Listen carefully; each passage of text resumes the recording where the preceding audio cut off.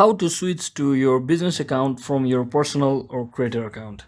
So hello guys, welcome back to my YouTube channel. In this quick tutorial I'll be showing you how you can easily move from your personal account or your creator account to business account. So first thing, simply head over to your Instagram account and make sure you are logged into your account.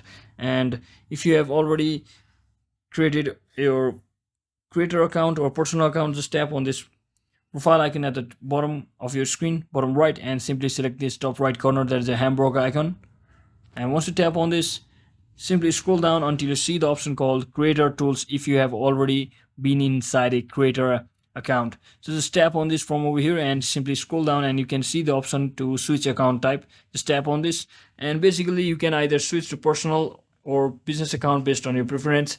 So since we are creating a business account, just tap on this switch to business account and simply select the switch, and after a few seconds you should be successfully switched to business account, just like that. So from over here you can basically view all the insights or professional dashboard just like you used to get in the creators account as well. So that is it for today guys. I hope this video was helpful. If it was, don't forget to like and subscribe to the channel. See you on the next one.